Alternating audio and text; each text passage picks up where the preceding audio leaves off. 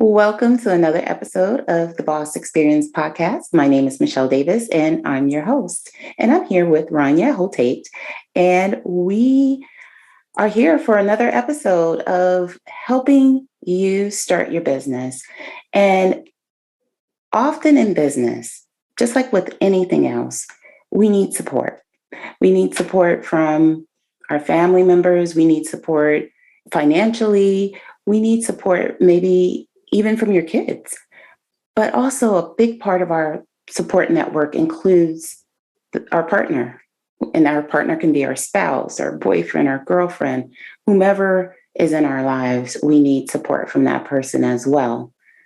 And even though we need that support may not exist from the people in our lives. And so that's what Rania and I are going to be discussing today. And we're going to take it from three different directions.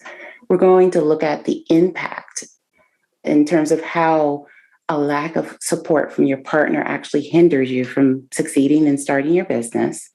We're going to look at the mindset shifts that need to happen for you to get to the point where you can have the self-esteem and the self-confidence to implement your business and get started. And then finally, we're also going to look at some action steps you can take to get your life refocused, to reshift direction, and to be successful in business. And so you may be asking, well, how does Rania actually fit into being able to share this information in terms of business success? Well, Rania is an internationally known speaker. She's a serial entrepreneur. She's been featured in Forbes magazine, Huffington Post, Entrepreneur magazine, Inc. magazine, among other media outlets.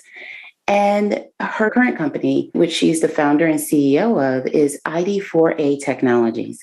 And this is a renowned manufacturing company. And so Rania has, she's had this company for the last 11 years. And in addition to this company, she has, created other companies in the past. She's had exit strategies where she sold those businesses, and she is now about to make another move, possibly. So I'll let her get into the details about that, and I'll let Rania take it from here and introduce herself first, and then we'll get into why she may be the perfect expert for this topic. Thank you so much for having me on the Boss Experience.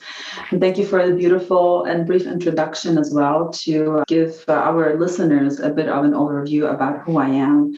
And hopefully by the end of this conversation, they'll have much more insights about my personality, how I think, my philosophies in life. And I'm also hoping that the insights we share today will be transformational to our audience as well.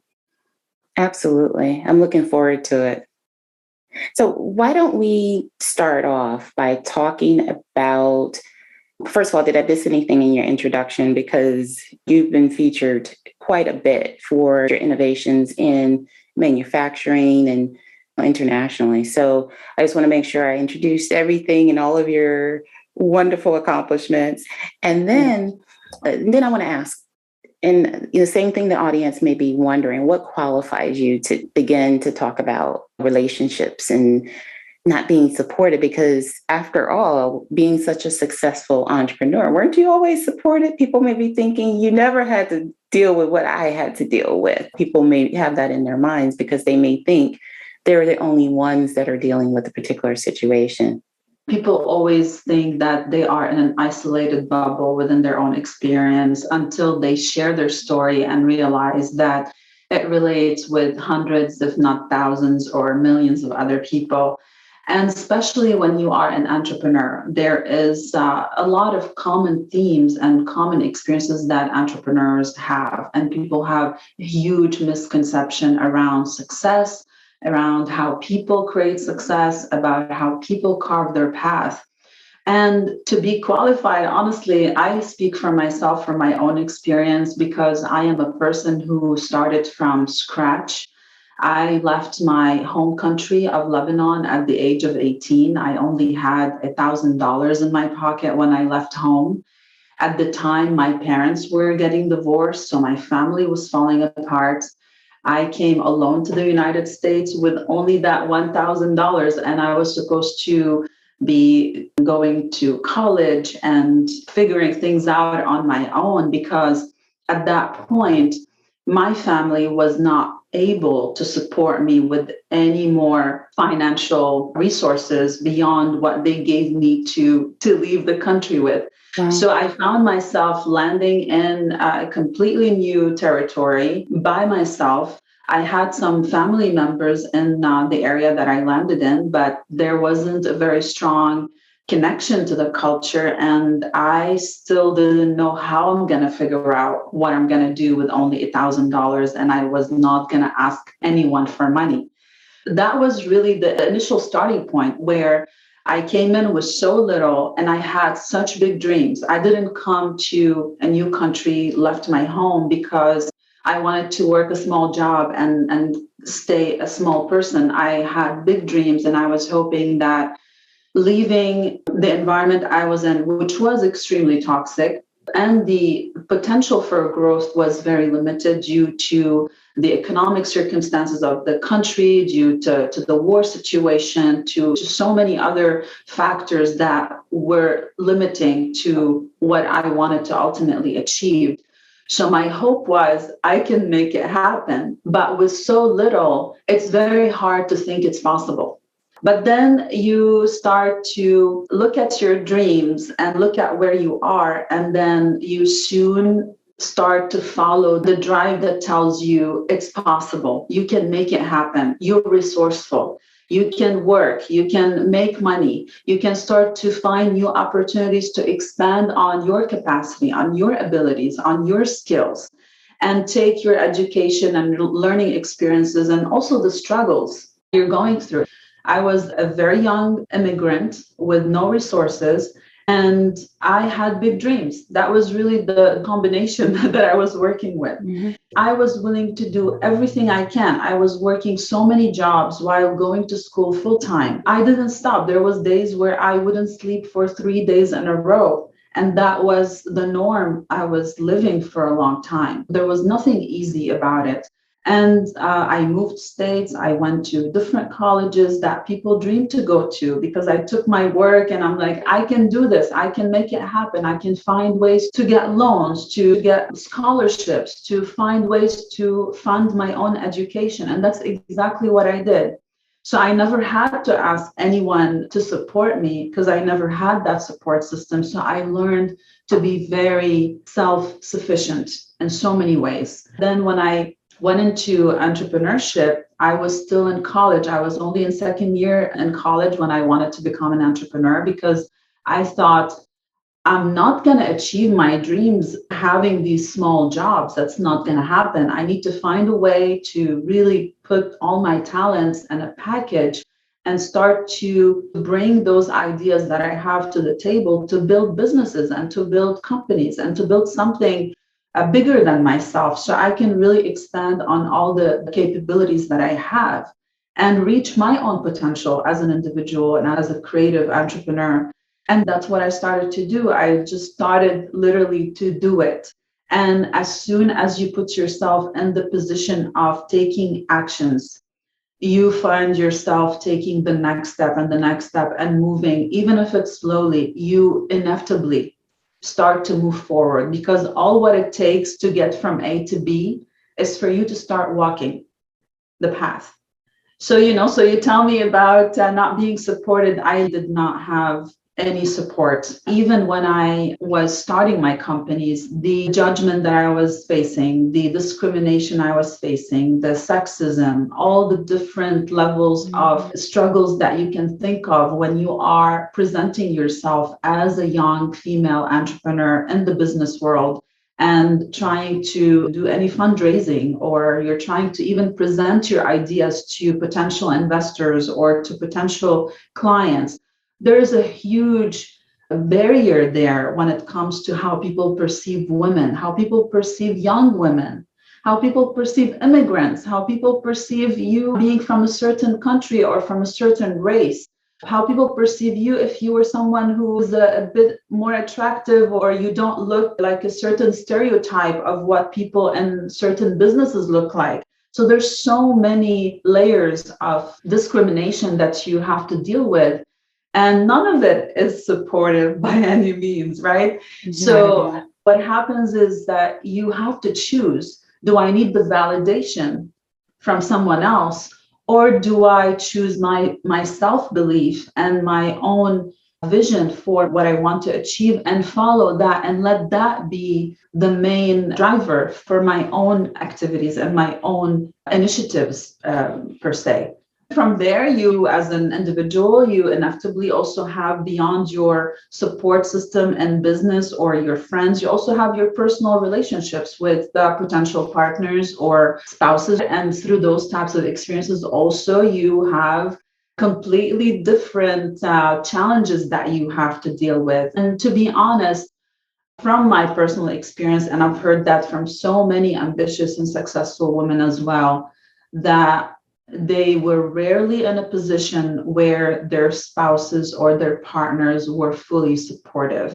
And in certain cases, as you grow in the relationship, and if your partner is not leveling up in the same way you are, creates a whole other layer of jealousy and envy and competition and a whole other level of toxicity that you are now facing on the inside, and nobody knows about that on the outside. It's your personal experience, and then you have to show up in the world as brave as you can possibly be, as confident as you can possibly be, and to perform at your best while you're having so many struggles at home or with your family or with your friends, that people don't understand how those negative interactions and relational dynamics can actually impact you, and what it takes from you to be much stronger than that, to overcome all that. So a lot of the struggles are also internal and invisible and are not things that everyone can see. So there are so many layers to this, but I'm sure what I'm saying, a lot of people will relate to in different ways. Absolutely. Now, you talked about like not being supported and having to show up anyway. And this is all in addition to the everyday struggles you may be going through as a mom, everyday struggles you may be going through. Maybe people are still working 9 to 5s and they're getting stressed out there and they're already have limited hours for their business. And to not have a supportive partner is certainly a burden. So, in terms of being able to hinder you, in terms of hindering you from moving past that point, what are a few examples of what that may look like to people? Because we know that self-care is important and it's kind of hard to do self-care when you're in crisis, so to speak. And then let's talk about like kind of the mindset shifts that need to happen to get someone from that place of feeling stuck and feeling unsupported and feeling burdened with everything that's going on and not being able to get their business started or growing or make money from their business, to those mindset shifts. First of all, starting a business as a concept is not for the faint of heart. And that's something I always tell my mentees and people that I advise and other entrepreneurs and people that I speak to. There's one thing where you want to start a business and to actually have what it takes to do it. And it's not impossible, but simply because entrepreneurship is the riskiest and most challenging journey any person can take. It can also be the most fulfilling experience if you are someone who is ambitious, who is driven, who has a vision, and you are willing to move through obstacles and you have the resilience to bounce back from difficulties. It could be absolutely the most beautiful experience because there's so much you can learn, so much you can acquire, and so much opportunity for you to give other people on the way of you also giving to yourself. One of the main things that I always advise aspiring entrepreneurs and leaders who want to go into the business world is the first thing they need to do is to be introspective with themselves. And that means to really take the time to answer critical questions that can help them to identify their strengths, their weaknesses, the viability of the business idea that they have. So, really make a very realistic assessment of themselves and their capabilities and where they are at emotionally and mentally, and also when it comes to finances, how they can manage that initial phase where you need to invest. Mhm. and assessing the ideas that they are trying to invest in from a business point of view. That would be really number one. The main thing is making realistic assessments of self and of your business idea. The second most important thing is to really understand the importance of creating priorities as you move forward. And part of those priorities is also if you are in a bad relationship or in a toxic situation, how do you prioritize? If you want to achieve certain goals, how do you start to set priorities around limiting situations like that? And we'll touch on this in a bit. But time management, setting priorities becomes the second most important thing after you make self-assessment and realistic assessment of your business idea, as you start setting priorities and having a plan on how you're going to move. Most people don't have necessarily the best ability to think about time when they are organizing themselves early on in the initial phases of starting a business. So I always say put 25% to planning and 75% to doing. Mhm. That's how your time should be divided. If you feel that you're spending more time thinking about something than actually doing it, you are wasting so much time, and that's not going to help you move forward with your business plan. The third advice around starting a business is also to round out your skills. A lot of people go into business having a passion to start a business or having an idea that they're passionate about, but that alone doesn't make you a good business person. The realistic self assessment can help you understand where you have skill gaps and where you have competency issues that you can start to work on and build upon in order to become much more equipped on this journey of entrepreneurship and leadership and business management. The last thing I want to mention, which is critical because a lot of people don't put so much emphasis on this until later, is that a business is heavily dependent on your ability to build relationships and to instill trust and to inspire cooperation with others. And that's how you bring clients on board. That's how you bring partners on board, investors. That's how you bring employees on board. That's how you get everyone to rally around you. For me, I have so many social impact initiatives, and within that realm, there's a lot of work that needs to be done to bring people around certain ideas and make sure you highlight the importance of getting certain things done. And you have to be able to inspire and motivate and build the trust in order for people to want to be on your team and to want to help you move your ideas forward and execute on the plans that you have. And lastly, leadership is a main competence when you're starting a business. And a lot of people confuse the capabilities of management with leadership abilities. And those are two different things. If someone doesn't have good leadership skills, they need to really focus on developing these skills and knowing how to be a great leader as much as they are trying to be a very good strategic manager and an effective practitioner in business. So those are really the main things I advise anyone who wants to start a business to be thinking about and to be fully aware of. When it comes to relationships and having a support system, I think people underestimate the negative impact of toxic relationships on their ability to thrive and succeed. Simply because people think, no, I'm independent enough, I'm strong enough, I can do that. But once you are in the same space with someone and you are energetically tied up with them and you're having this exchange back and forth of energy with someone, there is a limit to how much positive energy you can produce when you are being met with so much negativity, correct? Correct. And not to mention, it's a distraction from your goals. Yes. And you can't have the mindset that you are going to change this person. What you see is what you get. You're not a therapist. And you don't have the ability to change anyone else and make them into something you want them to be. A lot of people don't realize that right away because you will go into a relationship with someone, you have the best intentions, Mhm. And you'd hope that the other person also has the best intentions for you, but sometimes things don't turn out this way. And you start to learn more about the person you are with, and you start to discover more about them, and they're discovering more about you as well. But I've noticed that when relationships turn toxic, and I'll speak from my experience, the main gap when you are someone who is thriving in your life and you are evolving much faster or at a whole other level than your partner, or your partner doesn't have the same competencies or the same vision, or they are incapable of moving through life at the same speed or with the same ambition and drive, it becomes a huge clash of energies. And with that comes a lot of other layers where someone is constantly trying to pull you back or to stop you or bring you down because they don't like the fact that you are doing better than they are. They don't like you for being so successful and independent.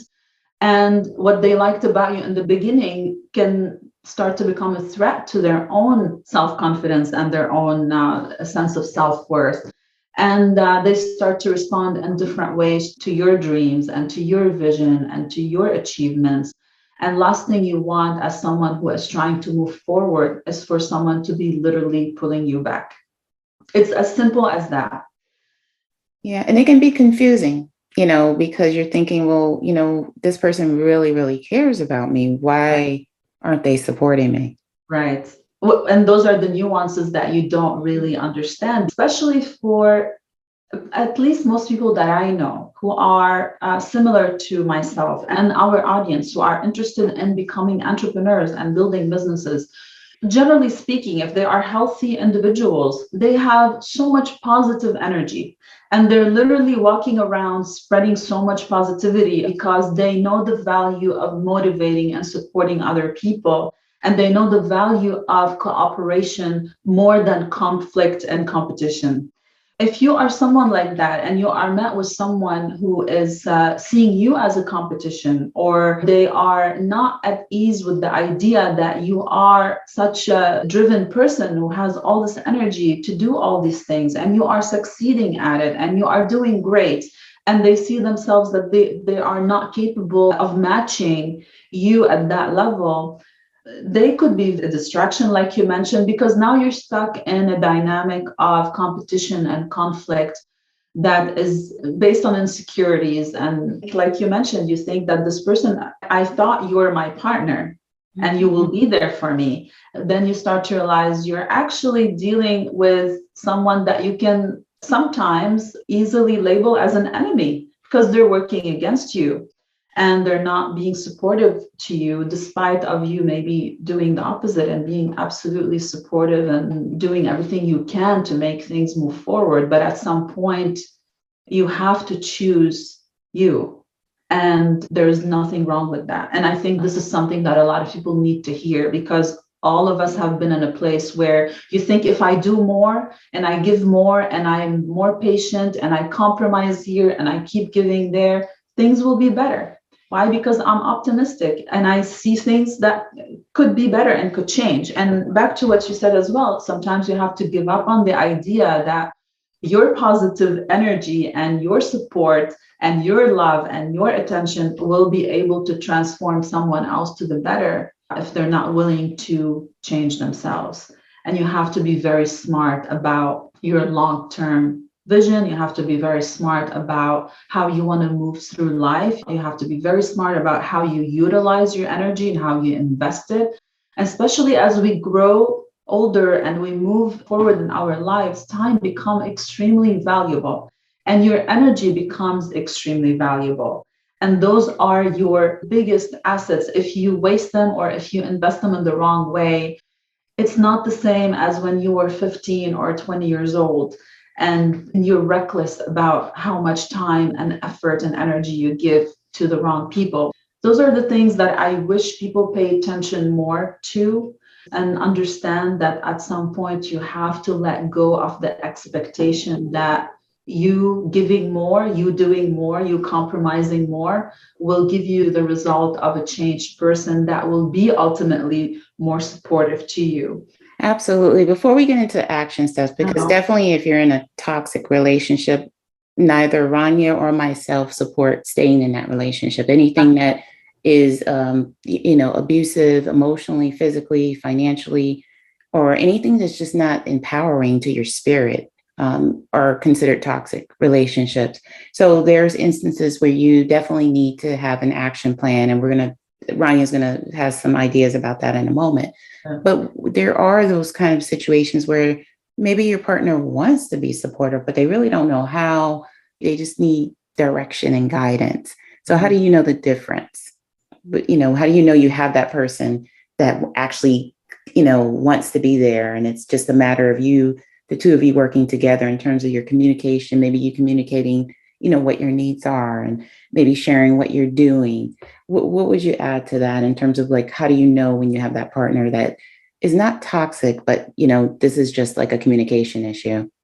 Well, toxic behaviors are obvious. We call them red flags, and sometimes we ignore them. But toxic people have particular behavioral patterns that you see them apply to you, and you see them also apply on the people around them. So if your partner is displaying traits such as controlling behavior or abusive behavior, or verbally or emotionally or mentally abusive behaviors, you should be very literate about these terms and literate about these different tactics that abusers use, so you understand that I'm just not feeling bad or this person is upset. No, they are being abusive, and those are the tactics that they are using in order to break me down, whether that's emotionally or verbally and sometimes physically, right?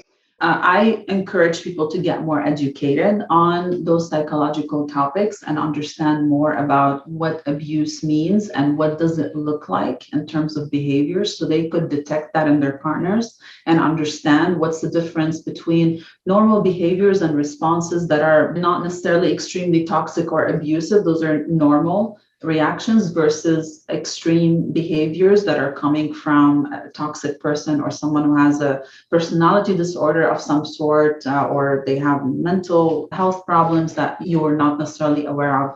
So get educated. That's really important. And I've been there before where I did not know what I'm dealing with. Like, what is this? And it takes you just coming out of the relationship and giving yourself the time to get educated on the person's behavior, that you understand, oh, I've been dealing with someone with narcissistic personality disorder. I've been dealing with someone who has one and two, three issues. And now you understand the cycle of abuse you've been faced with, and that no one else can relate to unless they've been in such a situation before. But when you have a healthy partner, they normally display healthy behaviors. They don't necessarily bring you down, don't criticize you. I might not show enough interest in what you're doing because I don't necessarily understand it. But I don't tell you, you're bad at doing this. You shouldn't be doing that. This is like starting to get a little bit more on the toxic end of communication or behavior, or you're trying to share your ideas with, and they're telling you, I've got something to do, and ignore what you're talking about. There are certain things that people do that are obviously intentionally, they know that they are gaslighting you and ignoring you, and they're not giving you the attention that you need. And that eventually will break down your confidence. And there are certain cases where they just don't know what to say. They don't know. And you have to test the waters. You have to be the one to initiate these conversations. Don't guess. If you have an idea, you want to start a business and you need the support, I always tell my mentees, you need to be very direct in communication. Go to your spouse or to your boyfriend or partner or parent or whoever you have that close bond to, and you really need their support in that moment, and tell them directly, I have this idea that I want to work on, and I really appreciate your support. Would you be able to support me? And I don't need anything from you. If you need something, you can request it, of course. Like, I need you, for example, if you have kids, I want you to take care of the kids from this time to this time so I could take care of one, two, three, four. Would you be able to offer that? Would you be able to help me with that? And that would be how you start to build the support that you need from the person. So the more your partner or the people you need the support with are willing to work with you, That's a display of a healthy relationship, right? They just needed to understand better what are your needs, what you're trying to do, and then you decide together if that's something they could fulfill or not. And it becomes a negotiation, really. It's not where you're being emotionally and psychologically abused to break you down because Mhm. you have ambition or you have drive. And in many cases, you might find partners who don't necessarily agree with you on an idea that you're trying to pursue. And they're still going to be there and be like, if you want to pursue this, I respect that. I don't necessarily agree with what you're trying to do, but I will be there for you. And that's also another way of displaying a healthy relational dynamic without being 100% in with you on the idea, but they're not, again, breaking you down or they're not pulling you back. They're just being honest about what they think and still being empathetic enough with you and supportive to what you're trying to do. So you can test people by being very direct. This is what I'm trying to do. This is the type of support that I need. Can you give me that? Can you help me with that? And if you can't give me that tangible thing that I need, whether that's your time or your involvement or a task that I want you to help me to accomplish, then would you be able to at least be supportive emotionally and morally while I go through my own struggles and my own experience of executing on my ideas and my plans?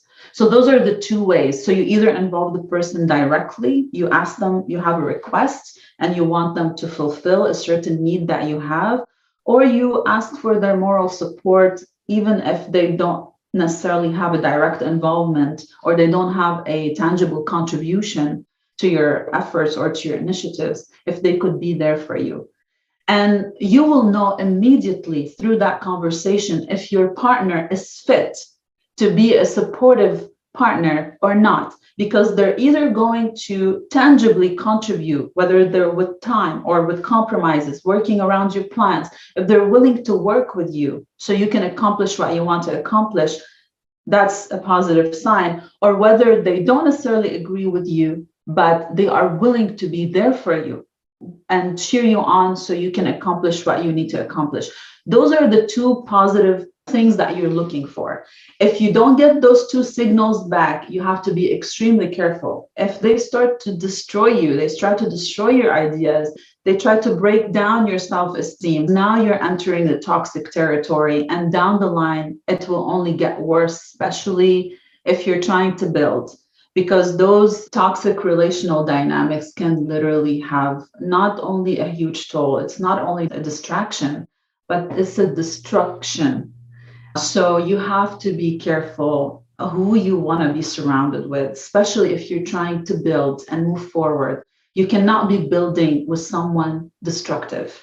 Absolutely. It's not, it will never work. It will never mix.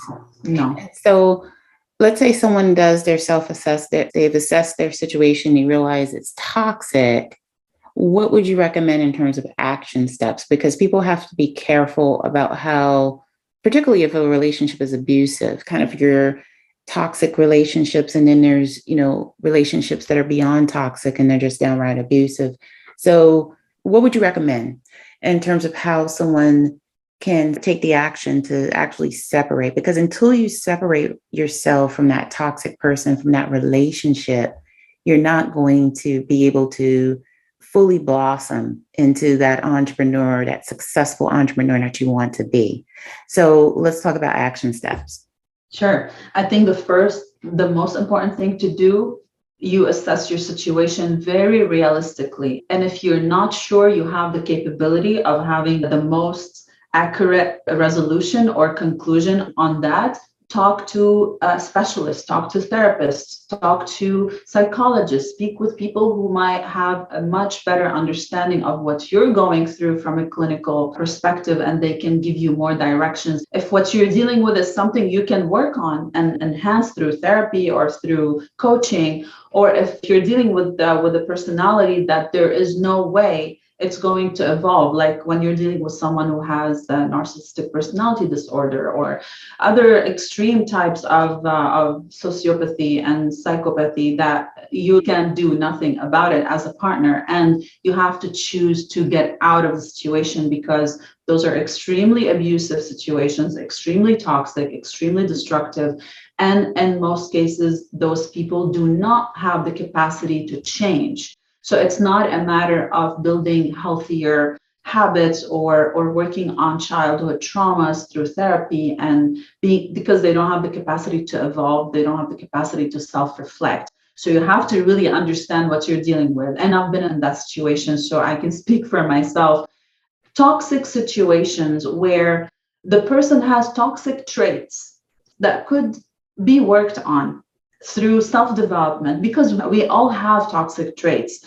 If we are people who are highly self aware and are constantly in self development mode, you're always getting better. You're aware of the things that you do that you're not very proud of, or behaviors that you know you can change, and you start working on becoming a better person through taking the action steps and taking full responsibility for who you are and who you want to be.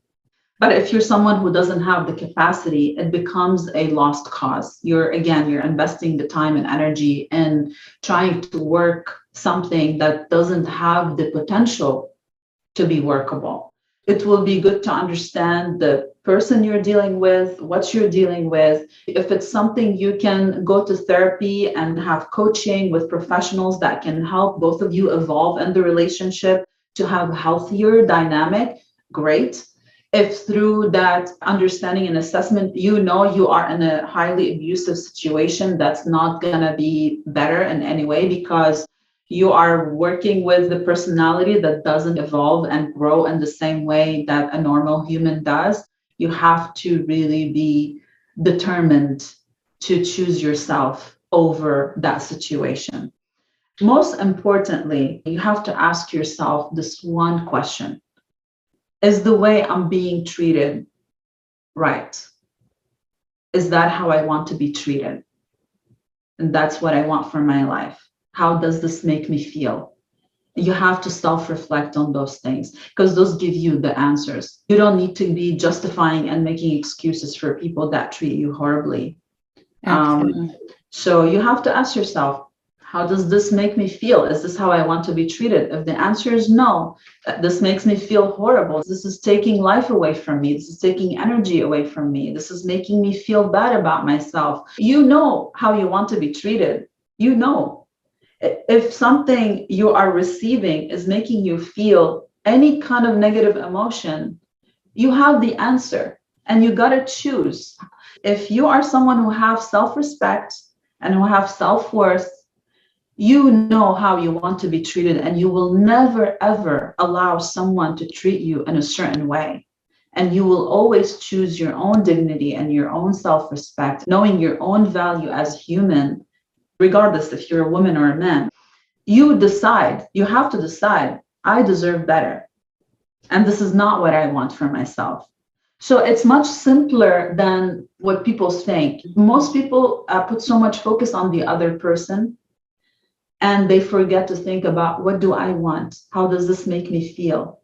How does this treatment and behavior make me feel? Is this what I want for me? How is this impacting me? And if we turn these questions inward, we'll find the right answers.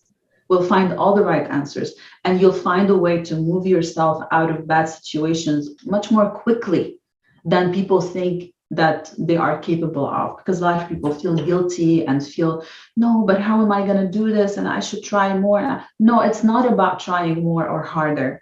It's about the truth. And when someone shows you who they are, you have to believe it. And we hear that all the time, but we don't always understand what it means in terms of applying that advice or that insight. It's much simpler than a lot of people think. Look at the truth, ask yourself basic questions. What do I want? Is this how I want to be treated? How does this make me feel? Simple questions.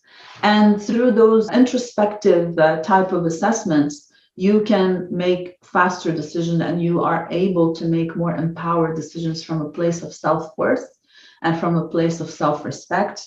And you ensure that you start to move away from people that don't treat you the way you want to be treated or make you feel negative emotions or put you down rather than lift you up and be supportive to you. And you start to surround yourself with the people that will nurture you and will be supportive to you and will help you grow on your journey. And you'll be able to do the same for others as well. If that's your purpose in life, you'll know that. And those are Um, questions that you can ask, not just partners, friendships. There's such things as toxic friendships. There's such things as toxic family relationships. So, those questions can be used across the board. And it's important for people to remember it's not anything that they have done wrong. Just because they end up in a situation, it doesn't make them a bad person. You just have to make the decision to get out. So as we move to kind of close out here, I want people to know where they can connect with you.